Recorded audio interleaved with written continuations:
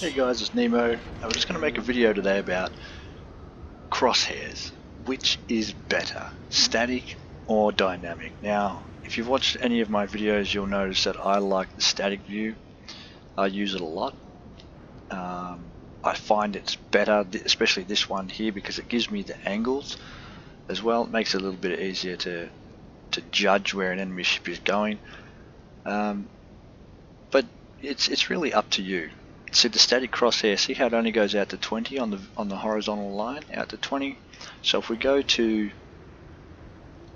escape real quickly, settings before I crash, controls, select crosshair, and we go dynamic. Now the dynamic crosshair, this is full zoom, and this is as I zoom out. Okay, see how it keeps that vertical line all the way. It goes up to about 75, and then you can zoom back in. Now, that's another thing I want to talk about, is zoom. Scroll zooming versus shift zoom. Now, shift zoom, which is what I use, puts me at the very extent of my zoom. And scroll zooming, which I have seen a lot, and people do it like this. They come into the battle and they scroll zoom, and that's how they aim. That's the easiest way to die. Easiest way to die. So we're just testing a battle of Des Moines versus Khabarovsk, and just having a go at these zooms. Now you see, I don't need to zoom out too much, but if he was going broadside on and going quite fast, then I can zoom out, and you can see the seconds travel there. So it says we've got 3 seconds of flight time, but the Khabarovsk doesn't do 30 knots, it does a lot faster than that, so you want to aim a little bit more ahead of him. The ship is on fire. So that's with the dynamic zoom. We aim up a little bit. And what we want to do is go back to our static zoom and see how it goes. Alright, so it won't give me his speed. I can't scroll in and out to get different speed ranges, so I have to judge. If he was doing 40 knots, I'd be out here while I'm firing. So you could probably suck it back a little bit with the mouse wheel. He's not, so we're just going to make sure we've got 6 seconds of travel time. He is faster, so we're going to fire ahead. Just going to pop that heel. Khabarovsk could kill you even in The ship is on fire. training match. And see, this is why I like it. It's got the angles on it. It gives me a bit better shot on the angle there. I'm just going to wait till he's at a better angle. Okay, he's coming in line. Okay, now he's gone. That's cool.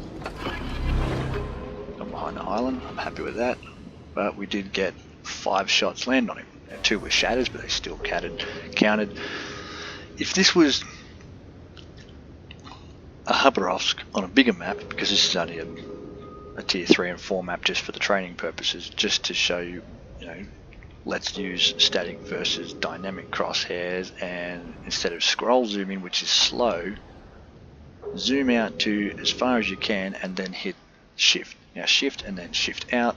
I always shift out because then I can see what else is going on around me, and if I don't shift out, I will go in and then hold the right mouse button so I can have a look around. My guns stay where they are, so we're just going to finish them off. It's really up to you what your preference is, how you play the game, how you think you can be better at the game.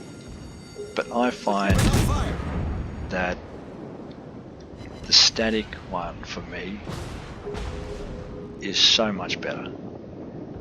Now, don't worry about the gameplay here, I'm just trying to finish him off. I know I wouldn't be broadside, he wouldn't be sitting 4 kilometers from me.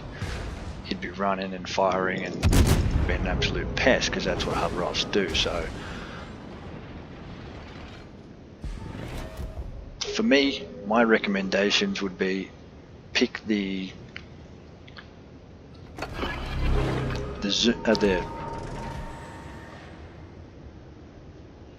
crosshair that works for you, and shift zoom. I'd be shift zooming. Shift zooming just gives you that little bit more extra time to fire, gives you that better time to look around, make sure you're not going to get killed by anything. The ship is on fire. Where'd they go? There we go. Enemy destroyer. Whereas the scroll zoom, I've noticed a lot of people actually sail around in scroll zoom, and so they've scrolled all the way forward and they've got this target and they're chasing this target in their zoom. They're not actually looking around, they're not checking their minimap. If you notice, my minimap is quite large. I do that deliberately because I constantly keep an eye on the minimap, because the last thing you want is to be seen and have something pop up and kill you. It just ruins your experience of the game, ruins your gaming experience. So try to shift, and then if you have to, roll out a little bit. If you're facing a Hoveroff with his speed boost on, he's doing 45 knots or whatever they're doing, then you can use the scroll to zoom out a little bit to aim better with that. The other thing that I like about the static one, as you saw, it showed me the angles of the ship, so it made it easier to aim for the ship, whereas the dynamic crosshair doesn't do that. The thing I do like about the dynamic crosshair though is that it gives you further seconds, not just 20 seconds of flight time over 30 knots. It gives you 75 seconds of flight time over 30 knots. You've got to remember that every line on the crosshair, the one that I use, every line is 0.5 seconds. On the dynamic crosshair, it is every second.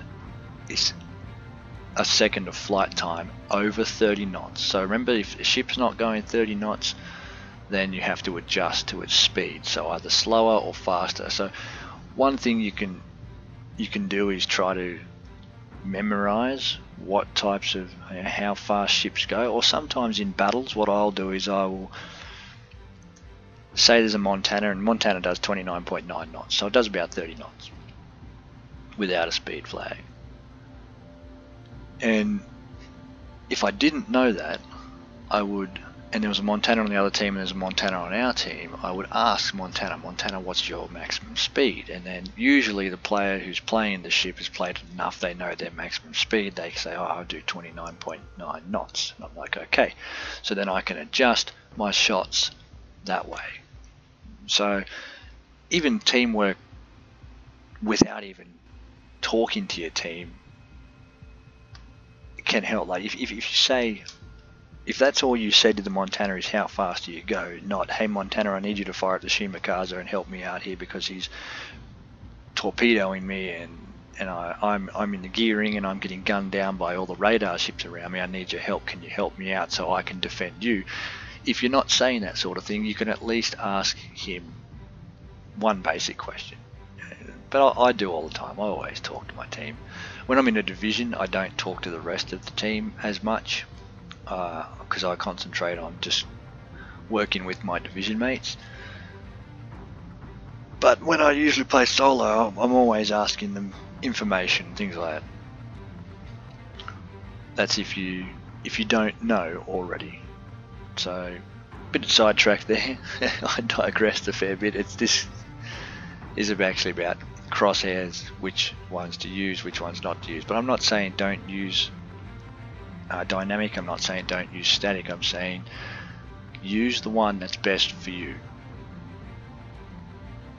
Each gives you different information, so use the crosshair that gives you the information that you require.